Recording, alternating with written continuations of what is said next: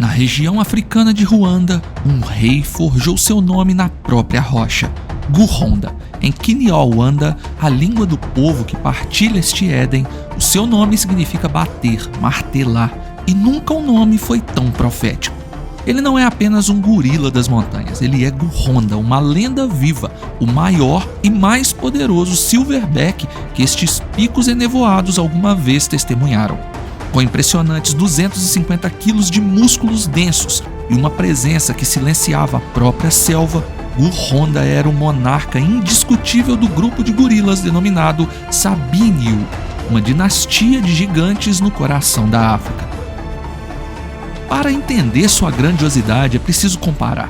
Um gorila das montanhas adulto, mesmo em seu auge, costuma pesar entre 140 e 195 quilos, com altura que raramente ultrapassa uns 1,80 m. Mas Gurhonda quebrava essa curva com brutal elegância. Seu corpo colossal, estimado em mais de 1,85 m de altura e 250 quilos de músculos, desafiava os limites da biologia selvagem. Entre todos os gorilas conhecidos em vida selvagem, nenhum jamais carregou tanto peso com tanta imponência. Ele não era apenas o maior, ele era monumental. Enquanto a maioria dos machos exibe sua dominância com breves demonstrações de força, Gurhonda fazia a floresta tremer com um simples bater de peito. Seu tamanho comum não era um acaso genético, mas o resultado de uma linhagem robusta, liderança incontestável e décadas como soberano de um dos grupos mais icônicos e observados do mundo. Nenhum outro gorila em estado selvagem foi registrado com medidas comparáveis, e é exatamente isso que o torna uma figura quase mitológica entre os estudiosos e guardas do Parque Nacional dos Vulcões. A vida de um rei, no entanto, não é medida apenas pela sua força, mas pela sabedoria que a acompanha. Para Gurhonda, cada amanhecer era um ritual de responsabilidade.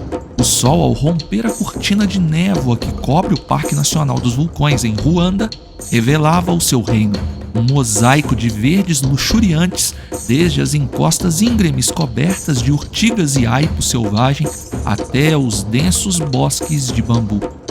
A dieta de um gorila das montanhas é um banquete botânico.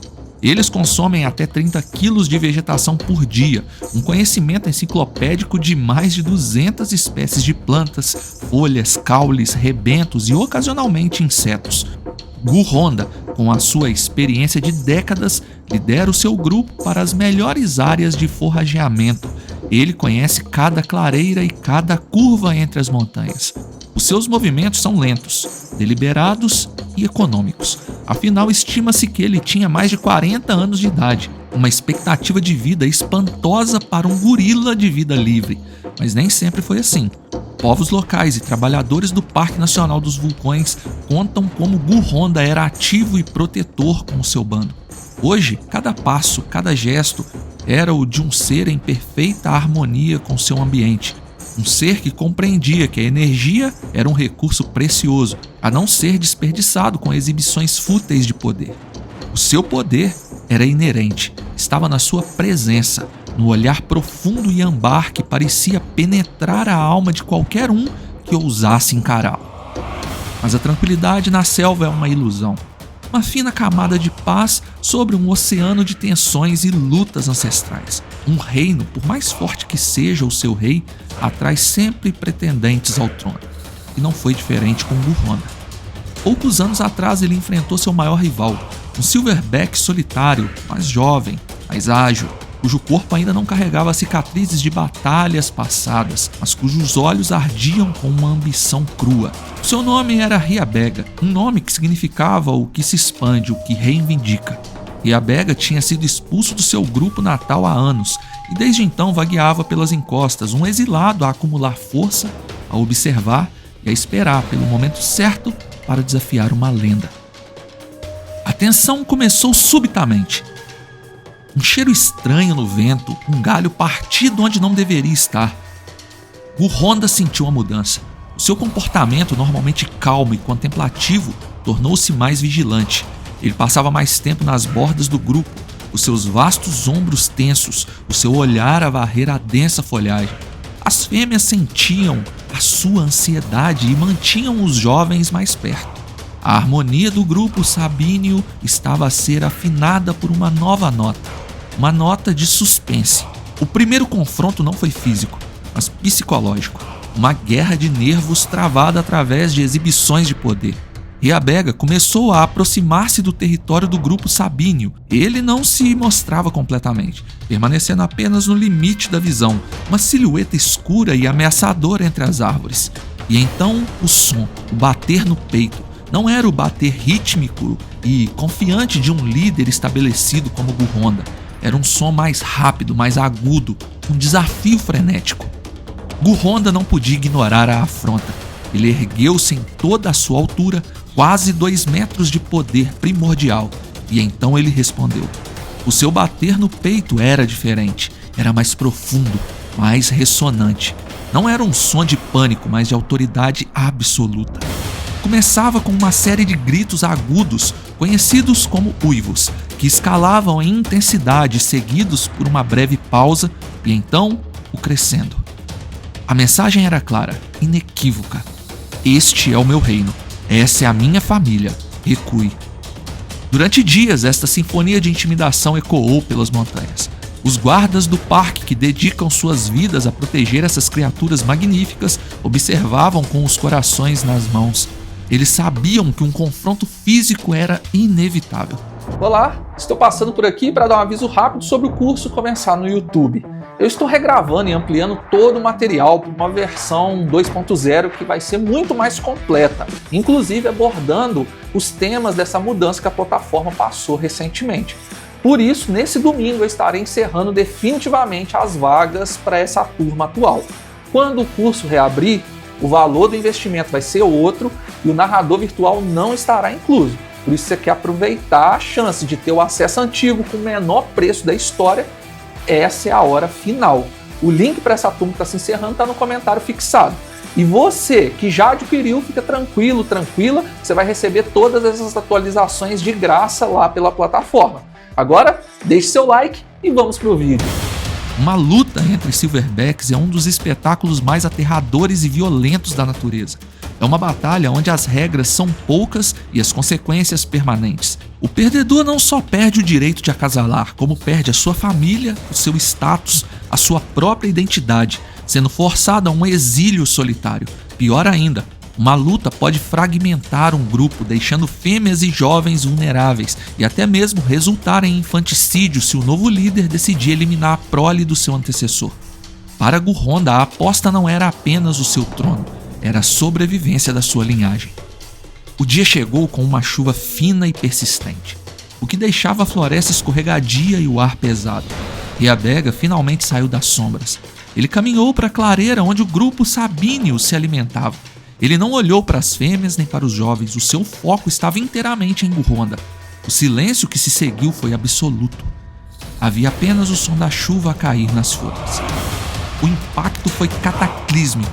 Mais de 200 quilos de experiência colidiram com 180 quilos de ambição. A força de um silverback é quase mitológica. Eles são capazes de quebrar um tronco de bambu com a mesma facilidade com que um homem parte um lápis. E agora toda essa força estava concentrada em infligir o máximo de dano possível. A luta, que pareceu uma eternidade, durou apenas alguns minutos. Gurronda empurrou Rhiabega contra um tronco velho, quase que desmaiando seu adversário. O objetivo não era a aniquilação, mas a submissão.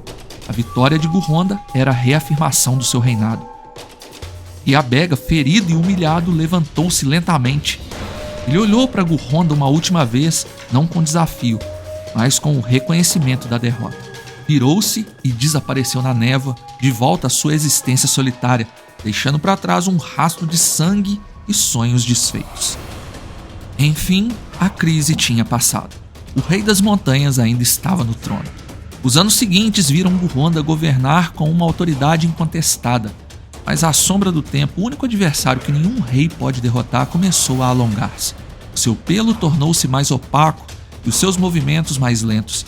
Ele ainda é o gigante, a lenda, mas a chama da juventude tinha sido substituída pela brasa da experiência.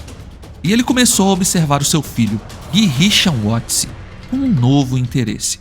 Gihichan Watsi não era um jovem passivo. Tinha se tornado um blackback, um jovem adulto forte, quase do tamanho do seu pai, mas com a energia inquieta da juventude.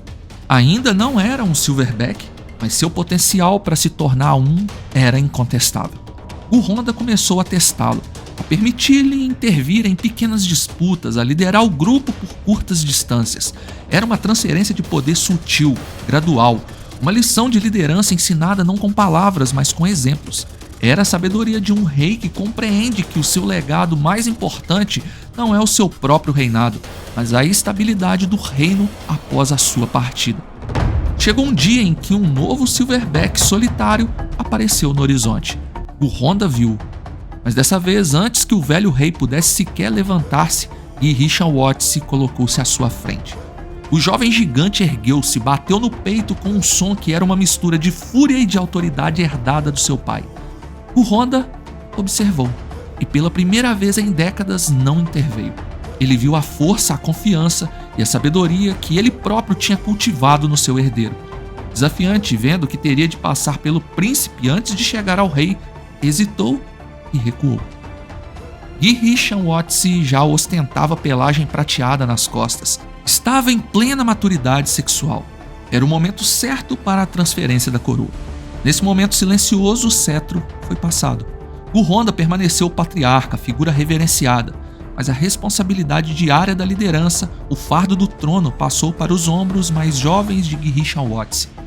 A maior vitória de Honda não foi a sua batalha contra Riabega, mas a sua capacidade de reconhecer o ciclo da vida e de garantir um futuro seguro para sua família. Até o fechamento desse roteiro, Honda, o maior gorila em vida livre, permanece vivo e é a principal atração turística do Parque Nacional dos Vulcões em Ruanda, África. O animal ultrapassou os 40 anos de idade. Alguns afirmam que ele está próximo do seu 52º aniversário, mas essa informação não é oficial. Gorilas vivem 40 anos em natureza e uma média de 65 anos em cativeiro. O Honda é sem dúvida um marco na história desses incríveis primatas. Deixe seu like e se inscreva. Muito obrigado por assistir até o fim. Fui!